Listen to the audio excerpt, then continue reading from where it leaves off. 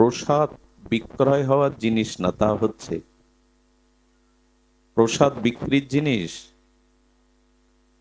সরকারি যে চাউল দেয় ওর গায়ে কি লেখা থাকে? বিতরণের জন্য, বিক্রয়ের জন্য।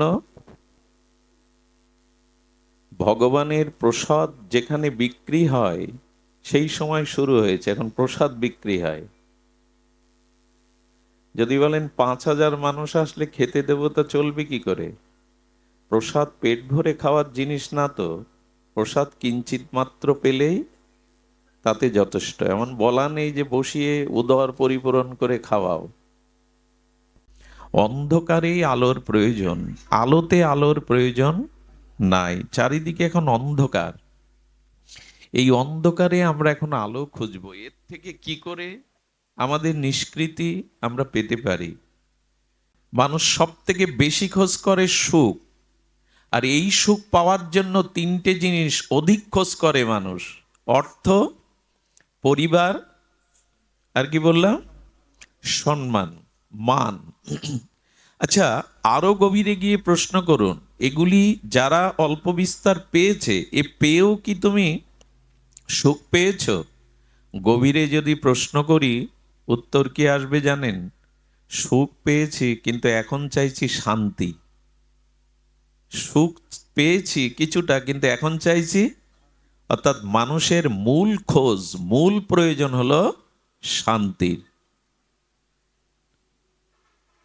তো এই শান্তি কি করে লাভ করবে? গীতার উপরে আমরা সামান্য একটু দেখি ভগবান কি বলছে, শান্তি কোথায়।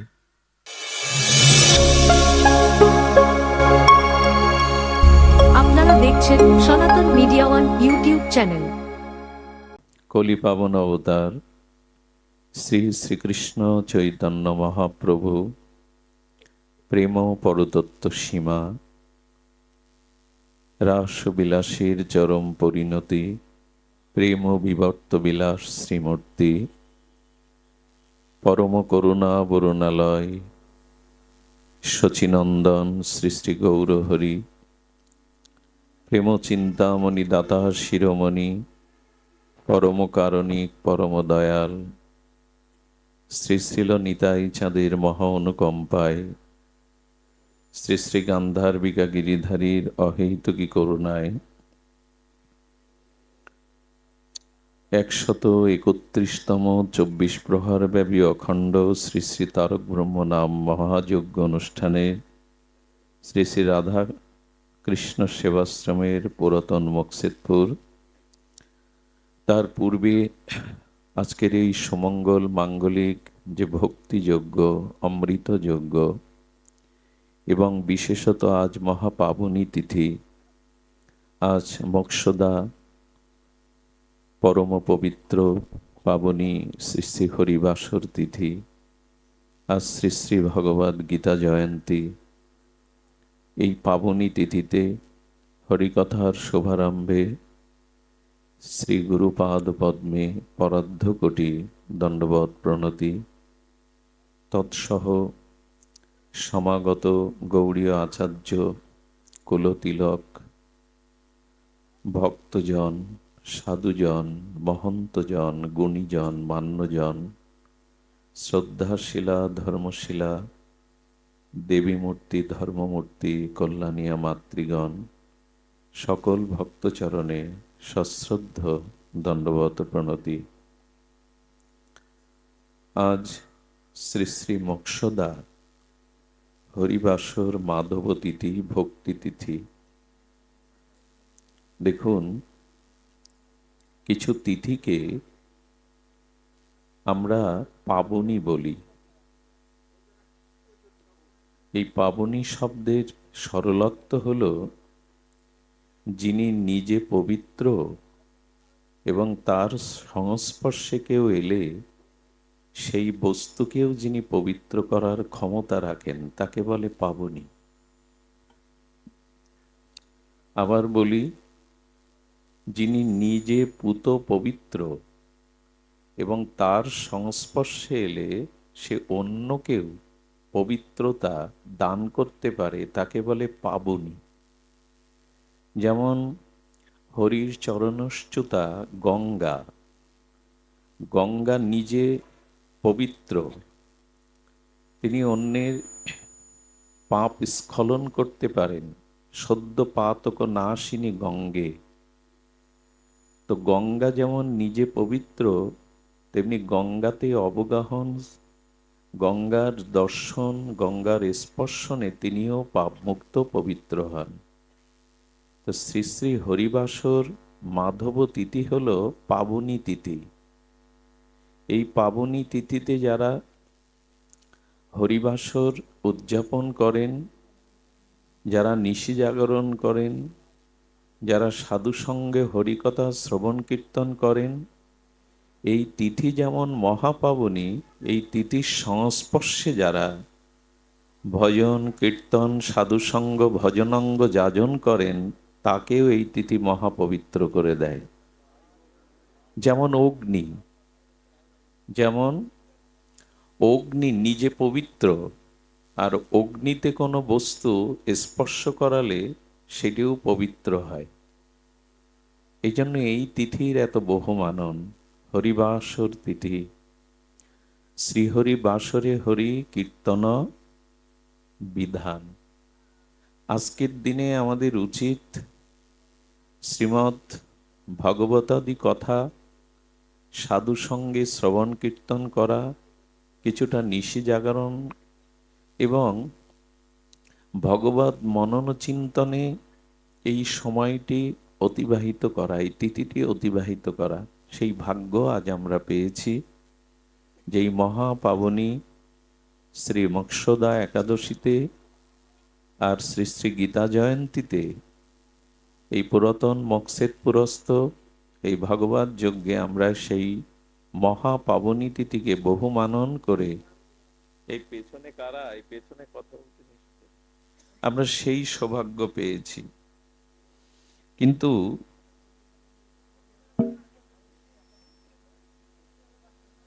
দেবশ্রীপাদ নারদ কি বলছে একটু শুনুন। পাবন আমরা হতে এসেছি, কিন্তু পাবন হচ্ছি তো? দেবশ্রীপাদ বলছে ন যোগী নৈব সিদ্ধ বা ন জ্ঞানী সংক্রিয় নর। দেবশ্রীপাদ পৃথিবীতে এসেছিলেন, তিনি প্রয়াগাদি গয়া কাশী সমগ্র পৃথিবীর তীর্থ পরিক্রমা করে খুব নিরাশ হয়েছিলেন। এবং তিনি কি বলছেন, বর্তমান পৃথিবীতে না আছে কোনো যোগী। কে বলছেন কথাটি? দেবশ্রীপাদ নারদ। উনি ভক্তি কল্পতরু। ওনার শ্রীঅঙ্গের বাতাস কারো গায়ে লাগলে তিনিও ভক্তিমান হয়ে যেতেন। তিনি বলছেন পৃথিবীতে বর্তমানে না আছে সিদ্ধ পুরুষ, না আছে কোনো জ্ঞানী পুরুষ, না কোনো সৎকর্মপরায়ণ মানুষ। যা কিছু সাধন সবাই কলিরূপ দাবানলে ভস্মীভূত হয়ে গেছে। কি বলবেন এর উত্তর কি বলবেন? আগুন লাগলে জঙ্গলে বিষাক্ত কীটাণু সাপ থেকে শুরু করে বৃক্ষ তৃণ সব পুড়ে যায়। উনি বলছেন বর্তমান কলির দাবানলে আমাদের জীবনের জ্ঞানী সাধক সিদ্ধ সবকিছু যেন পুড়ে ছারকার হয়ে গেছে। আক্ষেপ করছেন নারদ। উনি যখন এই কথা বলেছেন এটা বহু পূর্বে, বর্তমান অবস্থা এর থেকে ভয়াবহ। বলছে সব আগুনে পুড়ে ছারকার হয়ে গেছে। উনি বলছেন অষ্টশূলা জনপদ শিবশূলা দ্বিজাতায় কামিনী কেশ শূলিন্না সম্ভাবন্তী কলভ বিহ। এ কথা একটু শক্ত, মনটা শক্ত করে হজম করতে হবে। কেউ আবার কিছু মনে না করেন, কারণ দেবশ্রীপাদ বলছেন বিদায় গ্রন্থটা সামনে রেখেছি। বলছেন এই কলিযুগে প্রায় অন্ন বিক্রয় করছে, প্রসাদ বিক্রয় হওয়ার জিনিস না, তা হচ্ছে প্রসাদ বিক্রির জিনিস। সরকারি যে চাউল দেয় ওর গায়ে কি লেখা থাকে? বিতরণের জন্য, বিক্রয়ের জন্য। ভগবানের প্রসাদ যেখানে বিক্রি হয় সেই সময় শুরু হয়েছে, এখন প্রসাদ বিক্রি হয়। যদি বলেন 5,000 মানুষ আসলে খেতে দেবো, তা চলবে কি করে? প্রসাদ পেট ভরে খাওয়ার জিনিস না তো। প্রসাদ কিঞ্চিত মাত্র পেলেই তাতে যথেষ্ট। এমন বলা নেই যে বসিয়ে উদর পরিপূরণ করে খাওয়াও। উনি কি বলছেন? ব্রাহ্মণেরা অর্থের বিনিময়ে বেদ শিক্ষা দিচ্ছে। যারা বৈদিক ব্রাহ্মণ উপবিদধারী বা যারা আমার মতো উপনয়ন নিয়েছেন, তারা অর্থ, যশ, খ্যাতির লোভে এই ব্যাসপীঠে এসে বসে ভাগবত শিক্ষা দিচ্ছেন। তাদের উদ্দেশ্য ভগবানকে প্রসন্ন করা বা জগৎজীবের আত্মজ্ঞান, আত্মকল্যাণ দান না। এর বিনিময়ে অর্থ পাবো, ধন পাবো, যশ পাবো, খ্যাতি পাবো, যদি এই আশায় কেউ এই ব্যাসপীঠে বসে মানুষকে শাস্ত্র জ্ঞান দেয়, তবে তার সেই জ্ঞান ক্রিয়াশীল হবে না। এই জন্য ধান্যের তুষের মতো এখন সব অসার হয়ে যাচ্ছে। এত কথা, এত যজ্ঞ মানুষের জীবন পরিবর্তন, স্বভাব পরিবর্তনে খুব বেশি কাজে আসছে না।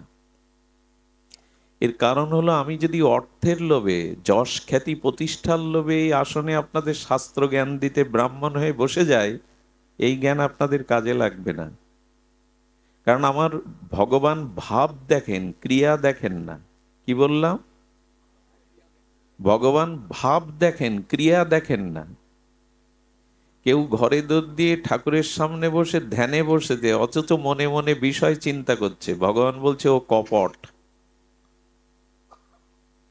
কারণ মন যেখানে, ভাব যেখানে, আপনি সেখানে। এই জন্য ভগবান দেখছেন আমার উদ্দেশ্য কি, আমার ভাবটা কি। আমি কত বড় পণ্ডিত, কত বড় বক্তা, কত বড় ব্রাহ্মণ বেদজ্ঞ, ভগবান বাইরের এই পরিচয় দেখেন না। দেখছেন আমার ভাব কি। আমার ভাবে মহত্তত্ব আছে তো, স্বার্থশূন্য ভাব আছে তো। এই ভাগবত প্রচার ভগবানের সন্তুষ্টির জন্য, জীবের আত্মকল্যাণের জন্য নিবেদন হয়েছে তো, না নিজের যশ, খ্যাতি, অর্থ রোজগারের জন্য এই আসনে বসেছি? এই ভাবটুকু, ভাবগ্রাহী ভগবান দেখেন। তো আজ সবকিছু তুষাবৎ, তুষের মতো অসার হয়ে যাচ্ছে, সবকিছু এলোমেলো হয়ে গেছে। আর এখানে যে কথা বলেছে উচ্চারণ করা ঠিক নয়। মায়েদের প্রতি সম্মান রেখে বলছেন যে মেয়েদের ভিতরে শরীর প্রদর্শনের একটি ভাব প্রকট হয়েছে, যার দ্বারা মডেলিং বা অর্থ রোজগার। মাতৃজাতি কখনো মডেলিং দ্বারা, বিজ্ঞাপন দ্বারা নিজের শরীর তখনই নেমে আসবে। মায়েরা হলো আদ্যাশক্তি দেবী ভগবতীর অংশ, মায়েরা রাধারানীর অংশ। তারা যখন শরীর এবং নিজের যৌবন রূপকে প্রদর্শন করে অর্থ রোজগার করবে, জানবেন কলি তখনই। চারিদিকে এই দুর্দশাটাই প্রকাশ হচ্ছে। এত নেতিবাচক কথা বলতে আসিনি আমি, তা ভালোও লাগে না, কিন্তু বলছি কেন? অন্ধকারেই আলোর প্রয়োজন, আলোতে আলোর প্রয়োজন নাই। চারিদিকে এখন অন্ধকার। এই অন্ধকারে আমরা এখন আলো খুঁজবো। এর থেকে কি করে আমাদের নিষ্কৃতি আমরা পেতে পারি? তো এর থেকে নিষ্কৃতি পাওয়ার ঘরে একটা প্রদীপ জ্বালুন, যে প্রদীপে তেল লাগবে না, বাইরের তুলোর সলিতা লাগবে না, বাইরের কোনো আগুন লাগবে না, অথচ সেই প্রদীপের আলোতে আপনার গৃহের এবং মনের অন্ধকার দূর হবে। এই কথাটি বলেছিলেন মহর্ষি দেবেন্দ্রনাথ ঠাকুর, বিশ্বকবি রবীন্দ্রনাথের পিতা। উনি বলেছিলেন শান্তিনিকেতনে যে আমার ঘরে একটা প্রদীপ জ্বলছে, সেই প্রদীপে বাইরের তৈল, সুত, মানে বাইরের তৈল বা সলিতা নাই। সেখানে সেই প্রদীপে হৃদয়ের গাঢ় মোহ অন্ধকার দূর হয়েছে। উনি বললেন আমার হৃদয়টা হলো প্রদীপ, আর জ্ঞানটা হলো অগ্নি, ভক্তি হলো তৈল, আর শ্রদ্ধা হলো সলিতা। এ দিয়ে আমার ঘরে কি জ্বালিয়েছে জানো? শ্রীমদ্ ভগবদ গীতার আলো। এই শ্রীমদ্ ভগবদ গীতা, এই আলোতেই আমি আলোকিত হয়েছি। মহাত্মা গান্ধী, আজকে গীতা জয়ন্তী, এই জন্য শ্রীমদ্ ভগবদ গীতার কিছু প্রসঙ্গ স্বাভাবিকভাবে আসবে।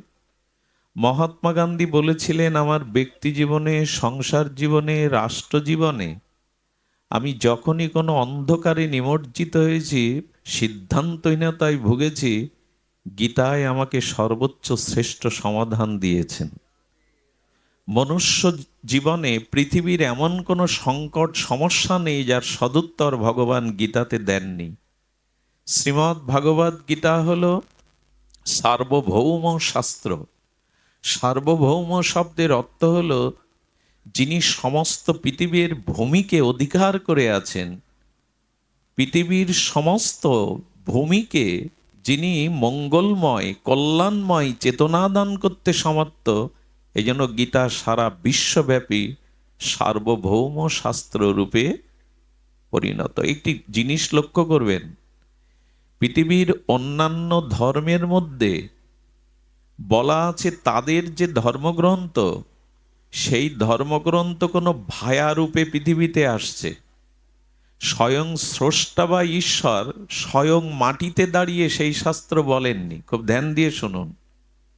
সেই শাস্ত্র স্বয়ং স্রষ্টা সুপ্রিম পাওয়ার কারো দ্বারাই তার বাণীকে জগতে প্রকাশ করেছেন। বোঝা যায় কথা? যীশু খ্রিস্টের দ্বারা, যীশু খ্রিস্ট বলছেন আমি ঈশ্বর নয়, গড ইজ সান, আমি ঈশ্বরের পুত্র, পিতা তার বাণী আমার দ্বারাই জগতে প্রকাশ করেছে।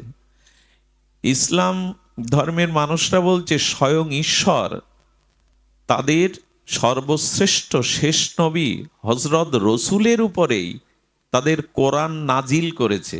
অর্থাৎ ঈশ্বর তাকে এই মঙ্গলময় দিব্য শাস্ত্র বাণী জগতে দান করেছেন। কিন্তু গীতা স্বয়ং অখণ্ড পরতত্ত্ব, সমস্ত বৈদিক সভ্যতার মধ্যস্থ পুরুষ, স্বয়ং ভগবান, এতে চাংশ কলাপংশ কৃষ্ণস্থ ভগবান স্বয়ং কুরুক্ষেত্রের মাটিতে দাঁড়িয়ে নিজের মুখেই এই গীতা বলেছেন। এই মাটিতেই দাঁড়িয়ে স্বয়ং ভগবান।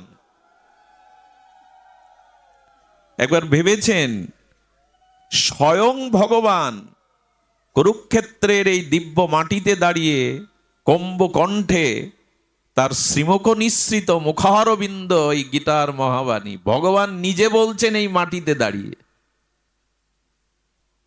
এই জন্য গীতা সার্বভৌম শাস্ত্র। পৃথিবীতে 136টি ভাষায় গীতা অনুদ্রিত হয়ে বিশ্বকে আলো দেখাচ্ছে। কিন্তু অদ্ভুত জিনিস হলো, কোরআনের পিছনে, বাইবেলের পেছনে যত প্রচারের জন্য অর্থ ব্যয় করা হয়, গীতার জন্য অর্থ তত ব্যয় করা হয় না। তবু গীতায় সমহিমায় সমস্ত পৃথিবীতে পৌঁছে গেছে। বাংলাদেশে কোনো সোসাইটি আছে যে নিজের অর্থ ব্যয় করে গীতা ছাপিয়ে বিলি করে? খুব বেশি নাই, থাকলে খুব সামান্য। কিন্তু গীতা সারা বিশ্বব্যাপী প্রকাশ হচ্ছেন। গীতা এক দিব্য আলোক। সেই গীতা জয়ন্তী আজ কটা হিন্দু আমরা জানি যে আজকের দিনে এই গীতার দিব্য বাণী ভগবান পৃথিবীতে প্রকাশ করেছিলেন। এবং এই মহাতিথিকে জেনে কজন আমরা আজকে গীতাটাকে একটি অধ্যায়, 10টি শ্লোক, 5টি শ্লোক পাঠ করেছি, গীতাকে একটু আরতি করেছি, গীতাকে একটু ফুল তুলসী দিয়েছি, গীতাকে বরণ করেছি? আমি যদি হাত তুলতে বলি আপনারা লজ্জা পাবেন। এর মধ্যে 99% মানুষ গীতা জয়ন্তী পালন করেননি। এই জাতির অন্ধকার ছাড়া কি নেমে আসবে? আমেরিকায় বিশ্ববিদ্যালয়ে গীতাকে পাঠ্যপুস্তক হিসাবে তারা গ্রহণ করেছে, গীতার দর্শনকে। আর আমাদের সনাতনী হিন্দুরা গীতা ঘরে রাখে। ঘরে গিয়ে দেখুন, লাল কাপড়ে মোড়ানো, পেপারের মধ্যে মোড়ানো, আর ওই গীতা বের করে বুকের উপরে রাখে। মরে গেলে মরা ব্যক্তির বুকের উপরে, মরা ব্যক্তির উপরে গীতা রাখতে আমার নিষেধ নাই বা আমার আপত্তি নাই, কিন্তু আজকে তার কি কল্যাণ হবে? বললেন মানুষ মারা গেলে তার পাশে বসে গীতা পাঠ করতে হয়। বুকের ওপর রাখাটা শ্রেয় শুধু নয়, শ্রেয় হলো তার পাশে বসে গীতা পাঠ করাতে হয়। কারণ 50, 60, 80 বছর এই দেহের মধ্যে আত্মাটা ছিল। এই আত্মাটা, জীবাত্মাটা চলে যেতে ওই মায়াতে বারবার আবার দেহের মধ্যে ঢুকতে চেষ্টা করে। মায়া কাটিয়ে ওপরে যেতে চায় না জীবাত্মা। গীতা পাঠ করলে ওখানে আত্মাটার ঊর্ধ্বগতি হয়, আর নিচের দিকে আসে না। কিন্তু আমরা বুকে রেখে দিয়েছি। আরো অভিশাপ কি জানেন, আরো কলঙ্ক কি জানেন? এই গীতা মরার উপরে দিয়েছি মানে ও আর ঘরে তোলার জিনিস না, শ্মশানে রেখে আসে। রোদ বৃষ্টি ঝড়ে ধুলায় লুটায় যা ভগবানের হৃদয়। এই জন্য আমাদের জীবনে অনুষ্ঠান আর অনুষ্ঠান, লাইট আর প্যান্ডেল, হই হুল্লোড়, কিন্তু এই এই যে অন্ধকার থেকে বেরোবার যে চেতনা, যে আত্মজ্ঞান, সেটা কি আমরা লক্ষ্য করছি? এই জন্য গীতার উপরে আমরা সামান্য একটু আলোচনা করব আজ, যেহেতু গীতা জয়ন্তী, এবং এই দিনে আজ এদের সৌভাগ্য যে তিথিটা এরা পেয়েছে। এই তিথি সহজে বছরে একবারই আসে, এই জন্য পাবনি বললাম, যার নিজে পবিত্র অন্যকেও পবিত্র করে। দেখুন, মানুষের জীবনে সব থেকে বেশি খোঁজ করে কি মানুষ? অনুসন্ধান কি করে বেশি? বেশি খোঁজ করে মানুষ সুখের। কিসের খোঁজ করে বেশি? সুখের। আচ্ছা, সুখ কিসে আসবে? তার জন্য তিনটে জিনিস বেশি খোঁজ করে। একটি হলো পারিবারিক সংহতি, আমার পরিবারের সবাই যেন আমার মনের মতো হয়, আর যাতে অর্থ হয়, আর নিজের সম্মান, এই জগতে আমি কিছু লাভ করতে পারি। এই হলো সুখের তিনটে উপাদান মানুষ মনে করে। কি কি বললাম? পরিবার, ধন, সম্মান। মনে থাকবে মা? মানুষ সব থেকে বেশি খোঁজ করে সুখ, আর এই সুখ পাওয়ার জন্য তিনটে জিনিস অধিক খোঁজ করে মানুষ: অর্থ, পরিবার, আর কি বললাম? সম্মান, মান। আচ্ছা, আরো গভীরে গিয়ে প্রশ্ন করুন, এগুলি যারা অল্প বিস্তার পেয়েছে, এ পেয়েও কি তুমি সুখ পেয়েছ? গভীরে যদি প্রশ্ন করি, উত্তর কি আসবে জানেন? সুখ পেয়েছি, কিন্তু এখন চাইছি শান্তি। সুখ পেয়েছি কিছুটা, কিন্তু এখন চাইছি, অর্থাৎ মানুষের মূল খোঁজ, মূল প্রয়োজন হলো শান্তির। তো এই শান্তি কি করে লাভ করবে? গীতার উপরে আমরা সামান্য একটু দেখি ভগবান কি বলছে, শান্তি কোথায়, শান্তি কিভাবেই বা পাওয়া যায়। মানুষের জীবনে ঐকান্তিক খোঁজ বা চরম অনুসন্ধান হলো এই শান্তির। এখন আমি যেটি আপনাদের জানালাম, শান্তি পাওয়ার জন্য মানুষ অধিকতরভাবে তিনটি জিনিসের শরণ নেয়। প্রথমে হলো পরিবার, খুব ধ্যান দিতে হবে। প্রথমে হলো পরিবার, পিতা মাতা, স্ত্রী বা স্বামী, পুত্র, বন্ধু, সৎ কুটুম্ব, সজ্জন। এই এখন এরা আমার আশ্রয় হতে পারে, এরা আমাকে কিছুটা জাগতিক সুখ দিতে পারে, কিন্তু শান্তি দেওয়ার অধিকার এদের।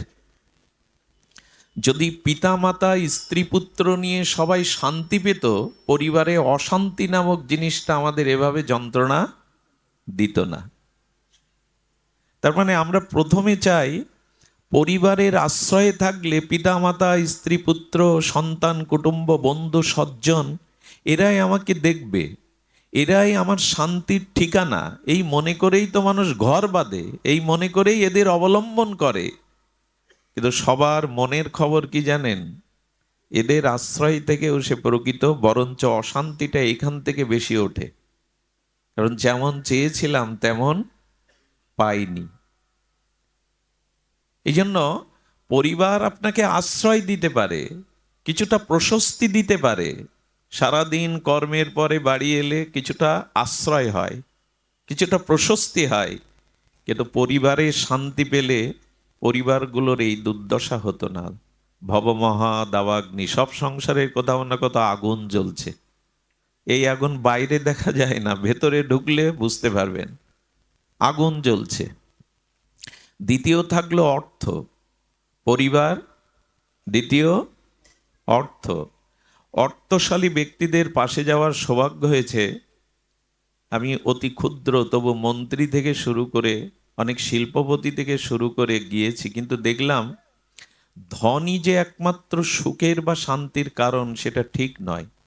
কারণ কারো জীবনে যখন অধিক ধন সম্পদ আসে তখন তার ভিতরে কয়েকটি জিনিস ক্রিয়া করে। ধ্যান দিয়ে শুনুন। প্রথমে ভয়। এই অর্থ আমি রক্ষা করতে পারবো তো? অর্থ আসলো মানে তার রক্ষার একটা ভয় আপনার ভিতরে চলে আসবে। তো ভয় থাকলে শান্তি হয়? কারো জীবনে যখন ভয় কাজ করে তখন শান্তি হয়? নির্ভয়তাই হলো শান্তির প্রতীক, নির্ভয়তা। কিন্তু অর্থ আসলে তাকে রক্ষা করা শত্রুর হাত থেকে, আর অর্থ যখনই আসবে আপনার শত্রু বেড়ে যাবে। লিখে নিন, যখন আপনার জীবনে অর্থ প্রবৃদ্ধি হবে, বাড়বে, তখন আপনার জীবনে শত্রু দেখা দেবে। দ্বিতীয়ত, অর্থ আয় করতেও যেমন পরিশ্রম কষ্ট লাগে, সেই অর্থ চলে গেলে বা ব্যয় করতে গেলেও আয়েতেও কষ্ট, শান্তি কোথায়? তার মানে কি অর্থের প্রয়োজন নাই, অর্থ সব ছেড়ে দেবেন তা বলা হলো না। অর্থ প্রয়োজন, কিন্তু জীবনের প্রয়োজনের বাইরে বেশি অর্থের পেছনে ছুটতে গেলে শান্তি নামক জিনিসটা এ জন্মে কেন কোনো জন্মেই পাবেন না। যেটুকু পেয়েছেন তার অধিক যদি চাওয়া থাকে, ওই চাওয়া আপনাকে দৌড়ে নিয়ে যাবে। হরিণ মরুভূমিতে জলের আশায় ছোটে, বালুতে সূর্যের তাপ এসে দূর থেকে বাতাসে মনে হয় জলের তরঙ্গ বইছে। মরুভূমিতে দেখবেন বালিতে সূর্যের কিরণ এসে পড়ে, আর অল্প অল্প মৃদুমন্দ বায়ুতে মনে হয় ওখানে জলের তরঙ্গ ঢেউ হচ্ছে। হরিণ এই ভেবে জলতৃষ্ণা কাতর হয়ে ছোটে। বালিতে জল পাওয়া যাবে? ছুটতে ছুটতেই মরে। অধিক ধনলিপ্সা আপনাকে ছুটিয়ে মারবে, শান্তি পাবেন না। তো ধনে শান্তি নাই, এটা দেখুন, না থাকলেও শান্তি নাই। কতটুকু থাকতে হবে এটা শাস্ত্র বলেছে, না থাকলেও সমস্যা। এই জন্য আপনার জীবন নির্বাহের জন্য যেটুকু প্রয়োজন সেটুকু অর্থ প্রয়োজন। আর সংসারী মানুষ যদি 1 টাকা আয় করে, 8 আনা সংসারের জন্য ব্যয় করুন, 4 আনা ভূত ভবিষ্যৎ সন্তানাদি রোগ শোকের জন্য জমা করুন, আর 4 আনা অবশ্যই সমাজের মঙ্গল কাজে, সৎ কাজে, গুরু বৈষ্ণব ভগবত সেবায় ব্যয় করুন। এই হলো 1 টাকার হিসাব সংসারীদের। 8 আনা সংসারের পেছনে ব্যয় করুন, 4 আনা সঞ্চয় করুন। সংসারীদের সঞ্চয় করা দরকার। মা লক্ষ্মীর হাতে আড়ি আছে, দেখবেন। লক্ষ্মী পূজা করেন না আপনারা? মার হাতে কি আছে? আড়ি। মানে বলা হচ্ছে কিছু কিছু সংসারী তো তুমি কিছু কিছু রেখে দাও, সঞ্চয় করো। এটা রোগ শোক বিপদে ভবিষ্যতে লাগবে। কিন্তু আর 4 আনা তোমাকে দীন ও দুঃখী, দরিদ্র আর সমাজ মানুষের কল্যাণে, সর্বোপরি ভগবত সেবায়, ভক্ত সেবায় ব্যয় করতে হবে। কিন্তু ওই হিসাবটাই ভুলে যায় আমরা। আর 4 আনা হতে রেখে দিই, আর একদিন সব চলে যায়। মামলায় যায়, অসুখে বিসুখে যায়, না চোর ডাকাত নিয়ে যায়। এই জন্য অর্থের একটা সমাধান শাস্ত্র দিয়েছে, কতটুকু রাখতে হবে, কতটুকু ছাড়তে হবে। কৃষকরা বর্ষাকালে ধান রোপণ করে আল দিয়ে দেয়, ওকে কি বলে আপনাদের দিকে? আলই বলে। তো ওই আলে জল টাপ বেঁধে থাকে। কৃষক বুদ্ধিমান, বাস্তব অভিজ্ঞতা আছে, ওরা 2-1 ইঞ্চি জল সরে যাওয়ার জন্য একটা নালা করে দেয়। কারণ একেবারে টাপ বেঁধে থাকলে পুরো ভেঙে চুরে কিছু কিছু বের করে দাও, সৎ কাজে ব্যয় করো, নাহলে ওই অর্থই অনর্থের কারণ হয়ে দাঁড়াবে। সৎ কাজে ব্যয় আর আমরা করেছি। আমার দোকানে কর্মচারী আছে কয়েকজন, আমার বলা ভুল হলো আমার ছোট ভাইয়ের। তো একদিন বলছে, বড়দা আমি ইমাম সাহেবের সাথে আজকে গন্ডগোল করেছি। এই জন্য তোমার চোখ রাঙা রাঙা, ফুলছো, জোরে জোরে নিঃশ্বাস নিঃশ্বাস কেন? বলি দেখুন, মাওলানা আমার কাছে মসজিদের জন্য চাঁদা নেই না, আমি লোকের দোকানে কর্মচারী বলেও অভাব বলে আমার কাছে সে শরিক করেনি, মসজিদে শব্দটা শরিক করেনি। ও তাই গন্ডগোল করেছে, আমি দরিদ্র হতে পারি, লোকের ঘরের কর্মচারী হতে পারি, মসজিদে শরিক কেন করলেন না ভাই? আমি তখন অবাক হয়ে ভাবছি যে ও শরিক করেনি বিধায় গন্ডগোল বাজাচ্ছে ইমামের সাথে, আর আমাদের যজ্ঞের বা পূজার জন্য বা কোনো কারণে চাইলে বলে এবছর ঘেরে মাছ হয়নি, ব্যবসা ভালো না, মেয়ের বিয়ে দিয়ে উঠলাম, এবছর আমি দিতে পারবো না। পৃথিবীর ইতিহাস খোঁজ করে দেখুন, সনাতন ধর্মের মানুষের থেকে দাতা বা দান পৃথিবীর ইতিহাসে এমন নাই। হরিশ্চন্দ্র রাজা নিজেকে শ্মশানের চণ্ডাল রূপে রক্ষী হিসাবে, জয় শ্রীরাধে, রক্ষী হিসাবে তিনি কি করলেন? নিজেকে বিক্রি করে দিলেন। এদিকে ধ্যান দিন, হতে পারে, তবে মাঝে মাঝে ভয় করে, না জানি এইটাই কবে মরণের কারণ হয়ে যায়। বিদ্যুৎটা মরলেও আপত্তি নেই, এইখানে মরাটা ভালো, ভক্তের সামনেই মরলে ভালো। ধ্যান দিন সুধীজন। তো সনাতন ধর্মে হরিশ্চন্দ্র রাজা সূর্যবংশীয় নিজেকে বিক্রি করে দিলেন চণ্ডাল রূপে। ভূভারতের চক্রবর্তী সম্রাট দক্ষিণার জন্য নিজের স্ত্রীকে বিক্রি করে দিলেন। তখন দাসী প্রথা ছিল, কাশীর বাজারে স্ত্রী আর পুত্রকে বিক্রি করে দিলেন। শিবা ছিলেন, রাজা শিবা, সেই শিবার কাছে একদিন একটা কবুতর এসে পড়েছে কোলে, উনি ধ্যান করছেন, আর ওই কবুতরকে ধরার জন্য একটা বড় চিল এসছে, বলে ওকে আপনার কোল থেকে নামিয়ে দিন, ও আমার আহার। ও মুখের দিকে তাকিয়ে বলছেন, আমি আপনার চরণে পড়েছি, আমাকে আশ্রয় দিন। শিবা তখন বলছেন, আশ্রয় দাদাকে তোমার মুখে তুলে দিতে পারি না। বললেন, একই সাথে দুটো বিচার করছেন আপনি, ভুল বিচার। ও আমার আহার, আহার না পেলে আমি মারা যাব, একজনকে বাঁচাতে গিয়ে আর একজনকে মৃত্যুর মুখে ঠেলে দেওয়া কর্তব্য নয়। উনি ধর্ম সংকটে পড়ে গেলেন। বললেন, আমি কি করতে পারি? বললেন, আমার গায়ের মাংস সমপরিমাণ যদি আমি কেটে দেই। বলে, রাজি আছি। কেটে দিতে দিতে দিতে দিতে পুরো দেহটা কেটে ফেললেন, তবু মাংসের ওজনের সমান হলো না। তখন বুঝলেন আমার উপর পরীক্ষার জন্য ধর্ম এসেছে আমার কাছে। উনি প্রকট হয়ে বললেন, দেখছিলাম তোমার দানের মনোভাব। এই জাতির মধ্যে কি করেছেন জানেন দদিসি ঋষি? অসুর বিনাশের জন্য, বেত্রাসুরকে বধ করবার জন্য, দেবতাদের কাছে বজ্র দেওয়ার জন্য নিজের দেহটাকে গাভী মার জিহ্বা দিয়ে চেটে চেটে হাড়গুলো দিয়েছিলেন। আমার হাড় দিয়ে অস্ত্র তৈরি হলে যদি অসুর বিনাশ হয়, নিয়ে নাও। সেই জাতি আমরা। অথচ আজ দুর্গা মন্দিরগুলো, আপনাদের এই অঞ্চল ফরিদপুর, মকসেদপুর, ভাঙা ভালো মন্দিরগুলো, আমাদের এলাকায় দুর্দশা হলো চণ্ডী মণ্ডপে গ্রিল নাই, সেখানে উপযুক্ত সুব্যবস্থা নাই, জল পড়ে, আর বৃদ্ধরা বিকেলবেলা গিয়ে তাস পিঠায়। এই জন্য আমরা 50,000 টাকার অস্থায়ী প্যান্ডেল করতে পারি, কিন্তু মন্দির সংস্কার করতে পারি না। সেই দাতা সনাতনরা আজ আমরা অনেক পিছিয়ে গেছি। দানের থেকে শ্রেষ্ঠ কর্ম জগতে নাই। থাকলে কিছু দিন, আর না থাকলে জপ করুন। পরমহংস রামকৃষ্ণ বললেন, যার আছে সে মাপো, যার আছে সে মাপতে থাকো, দিতে থাকো, আর যার নেই সে জপো, সে ভগবানকে ডাকতে থাকো। দুটোর একটাই যদি না করি, তার মঙ্গল বা শান্তি কোথায়? এই জন্য অর্থের যথাযথ সদ্ব্যবহার হওয়া উচিত। তৃতীয় কি বললাম? একটি পারিবারিক পরিবার চাই, একটি ধন, আর একটা হলো মান, মানে সম্মান। এই একটা প্রলোভন মানুষকে শেষ করে দেয়। একটা জিনিস বলি, কিছু মনে করবেন না, অধিকাংশ মানুষের মনে যে অশান্তি, অসন্তোষ, মনের যে চঞ্চলতা, তার ভিতরে যে বিষাদ, মানসিক রোগগ্রস্তের একটাই কারণ, যখনই মোবাইল খোলে, যখনই পত্রপত্রিকা দেখে, তখন কিছু মানুষদের বিজ্ঞাপন এগুলো দেখে মনে করে, আমি কেন ওর মতো সুন্দরী হতে পারিনি, আমি কেন ওর মতো পরিচিত হতে পারিনি।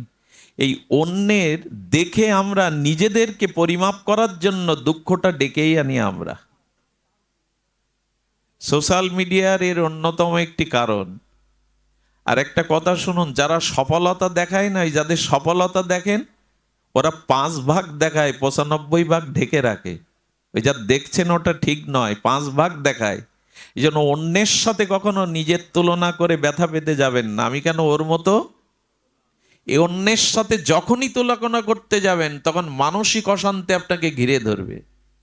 অন্যের সাথে কখনো নিজের, অন্যের ক্যারিয়ার, অন্যের সৌন্দর্য, অন্যের সফলতার সাথে নিজে মাপতে যাবেন না। যেখানে আছেন সেইখান থেকে যদি সৎ হতে পারেন, আদর্শবান হতে পারেন, আপনি আপনার কাছেই জয়ী। এই জন্য অন্যকে অনুকরণ করে আজকাল কি হয়েছে দেখুন, এই যে কিশোর ছেলে মেয়ে বা যুবক যুবতীরা পথ হারাচ্ছে কেন? আজকে পেপারে দেখছিলাম কিশোর গ্যাংয়ের যে দৌরাত্ম্য, তারা সব কিছু হচ্ছে। এর কারণ কি? এরা যখনই এই অন্যের অনুকরণ করতে যাচ্ছে, সুপারম্যান হতে যাচ্ছে, ইচ্ছা করে যা কিছু করে ফেলবো, আমাদের গায়ে শক্তি আছে, প্রভাব আছে, এগুলো দেখতে দেখতে অনুকরণ প্রিয় হতে হতে তারা পথ হারাচ্ছে। এই জন্য নিজেকে কখনো অন্যের সাথে অনুকরণ বা তুলনা করতে যাবেন না। আপনি আপনার মতো, সে তার মতো। বরঞ্চ ঋষি মুনি তাদের আদর্শ দেখে এগিয়ে যান। কারোর সাথে নিজের যখনই আপনি তুলনা করতে যাবেন, তখন পিছিয়ে পড়বেন। যদি বলেন মঙ্গলজি ভাগবত পাঠ করতে সেসব বলছো কেন? এসব বলছি এই কারণে, নারদের এই কথা, চারিদিকে খুব অন্ধকার এখন। খুব বড় বড় কথা বলে ভেসে গেলে পার পাওয়া যাবে না। আমাদের মূল জিনিসটাই শান্তিরই তো খোঁজ করি আমরা।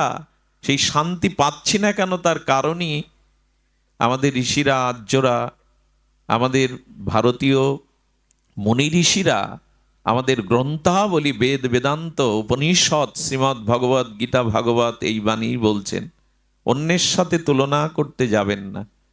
একটা জিনিস বলি, শান্তির প্রথম অনুসন্ধান আপনার মনে।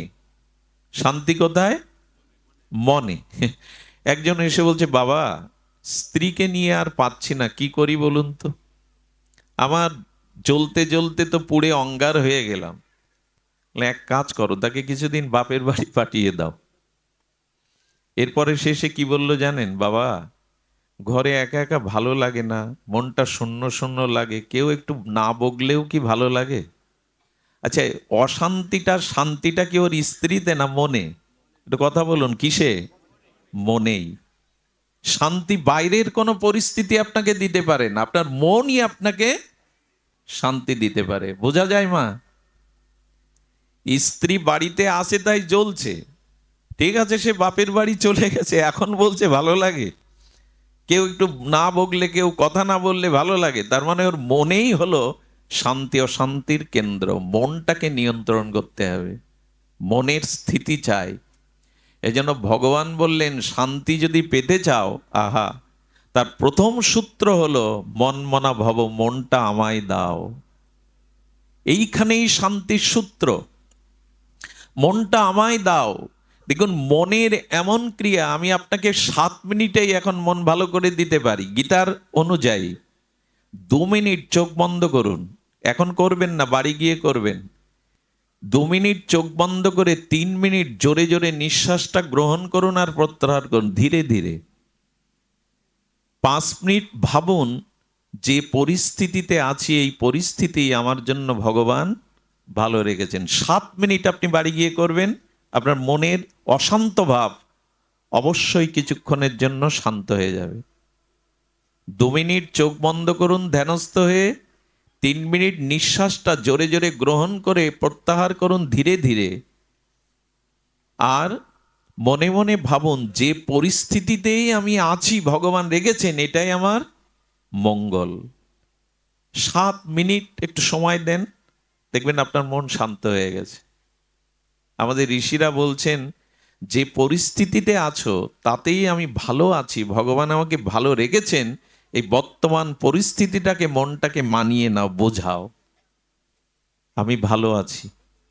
আচ্ছা, সৃষ্টিকে বদলানো যাবে? এই যে জগৎ যেভাবে চলছে আপনি বদলাতে পারবেন? সৃষ্টিকে বদলানো যাবে না, বদলানো যা যাবে শান্তির জন্য আপনার দৃষ্টিকে।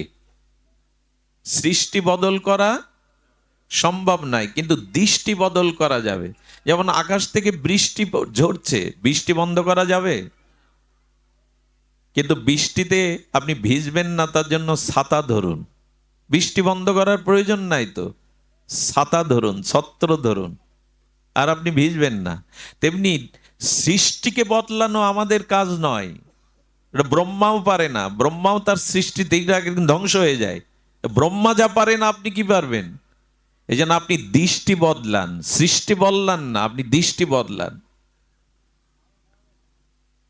দৃষ্টি বদলানো কেমন জানেন? কেউ যদি বলে জগৎটা যদি দামি চামড়া দিয়ে ঢাকা থাকতো, ধুলা লাগতো না, পায়ে কোনো কণ্টক বিদীর্ণ হতো না, কাটা ফুটতো না, তা কি সম্ভব?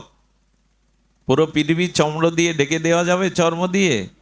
অত কিছুর দরকার নেই তো, পায়ে একটা চামড়ার জুতা পরুন, তোর মিটে গেল। এই জন্য সৃষ্টিকে বদলানো আমাদের কাজ নয়, ক্ষমতাও নাই, দৃষ্টি বদলান।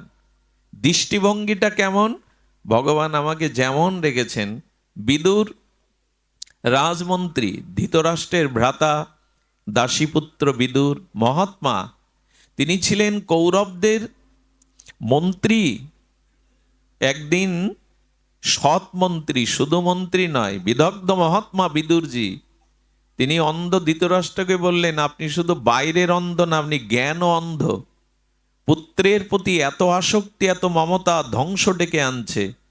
আপনি দুর্যোধনকে শাসন করুন, লাগাম টেনে ধরুন, নালে পুরো হস্তিনাপুরকে, পুরো কৌরবদের বিনাশের কারণ হবে দুর্যোধন।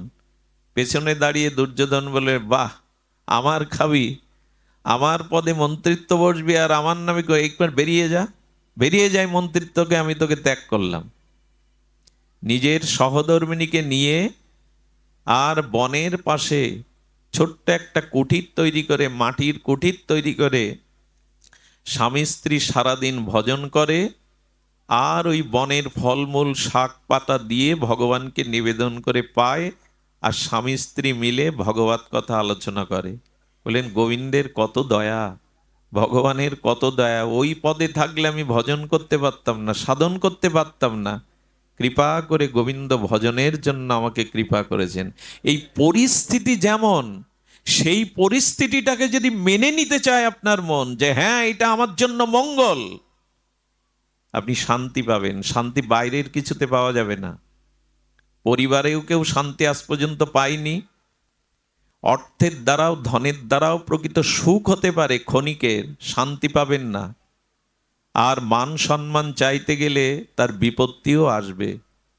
যেখানে মান আছে ওখানে অপমানও তুলে রাখতে হবে আপনাকে। আমি মাঝে মাঝে খুব কষ্ট পাই জানেন, 30টা বছর নিজের শরীরের দিকে তাকাইনি। ডাক্তার বলে তোমাকে 8 ঘন্টা ঘুমাতে হবে, নালে তুমি বাঁচবে না। হার্টের প্রবলেম, প্রেশার, কোলেস্ট্রল, 30টা বছর ভালো করে ঘুমাইনি আমি কোনোদিন, 2 ঘন্টা 2.5 ঘন্টার বেশি। এর পরেও দিনের পর দিন এইভাবে ছুটে চলেছি। যারা জানে তারা জানে। আমার বাড়িতে এক ভদ্রলোক দাকব থেকে গেছেন কৈলাসগঞ্জ, ফেরি পার হয়ে যেতে হয় আমার থেকে 4.5 ঘন্টার পথ।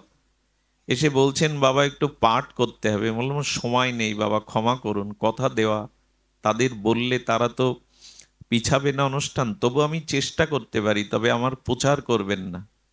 পরে ওখানের এক ভক্ত বলছে, দাদা আপনার নাম প্রচার করে লিফলেট ছাপিয়ে কালেকশন করা হচ্ছে।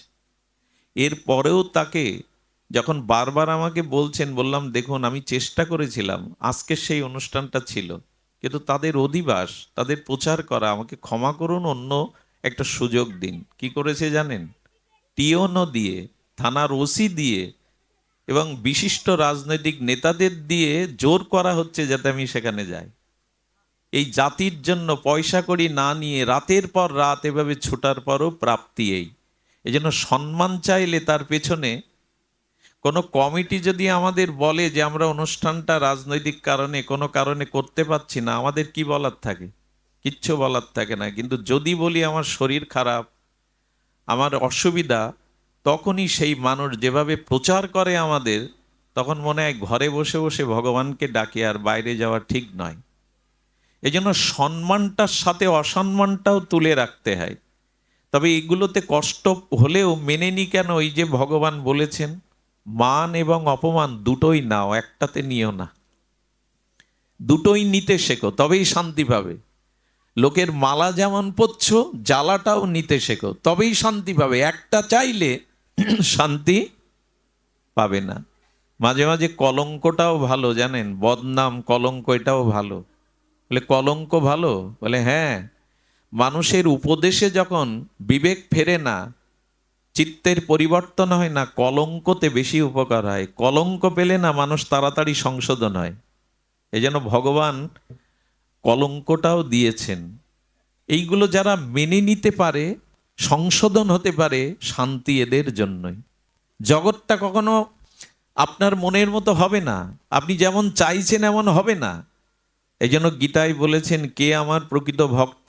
অতীব প্রিয় ভক্তকে শীতোষ্ণ সুখ দুঃখেষু সমসঙ্গ বিবর্জিত, মান ও অপমানয় সমসঙ্গ বিবর্জিত। গোবিন্দ বললেন, মান এবং অপমান, শীত এবং গ্রীষ্ম, সম্মান এবং অপমান, দুঃখ এবং সুখকে যারা একইভাবে গ্রহণ করতে শিখেছে, তারাই আমার অতীব প্রিয়। একবারও বললেন না এই সম্প্রদায়ের ভক্ত আমার প্রিয়, বৈষ্ণবরাই আমার প্রিয়।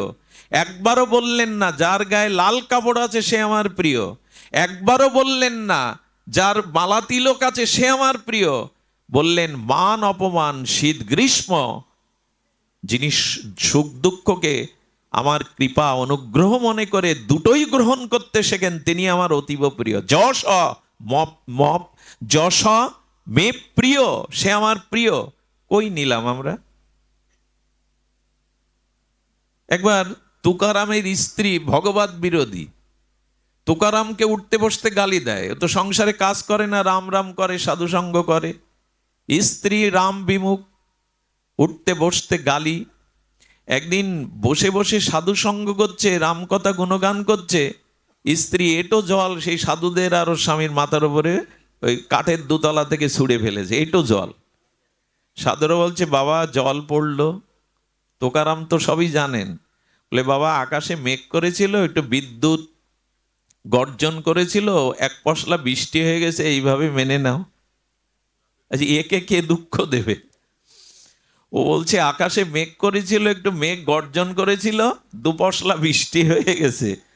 এই যদি ভাবে তো ওর স্ত্রী কি দুঃখ দেবে? একদিন তোকারামকে ডেকে এক সাধু বলছে, বাবা আপনি এমন, আপনার স্ত্রী এমন, কষ্ট হয় না? বলে, আমার প্রতি রামের কৃপা আছে। ওই স্ত্রী যদি আমার মনের মতো হতো, আমার আসক্তি, আমার ভালোবাসা সব আমি ওকে দিয়ে বসতাম। রাম চেয়েছে, রাম চেয়েছে ওর প্রতি না, ওই ভালোবাসা যেটা পাওনি ওটা এবার আমায় দাও, এটাই তো আমার কল্যাণ করেছে। এইভাবে ভাবলে আপনার স্ত্রী মনের মতো না, এই দুঃখ কে দেবে আপনাকে? এই জন্য যে পরিস্থিতিতে আছি সেটা ভগবানের কৃপা মনে করে যদি মেনে নিতে পারি, আপনি দিন নেবেন, রাত নেবেন না হয়। আচ্ছা, আজ পর্যন্ত কাউকে বলতে শুনেছেন রাত এলো কেন? একথা কেউ প্রশ্ন করেছেন কারো কাছে, রাত তুমি আসবে কেন? করেছেন কেউ আজ পর্যন্ত প্রশ্ন? কারণ আপনি জানেন এটা স্বাভাবিক, দিনের পরে। আচ্ছা, পূর্ণিমার পরে অমাবস্যা আসবে কেন, এই প্রশ্ন তোলেন? তোলেন না, কারণ এটা জগতের স্বাভাবিক ক্রিয়া। এগুলো আমাদের মেনে নিতে হবে। তেমনি সুখ দুঃখটা, মান অপমানটা স্বাভাবিক। এটা ভগবানের এই জগতের নিয়ম মনে করে মেনে নিন।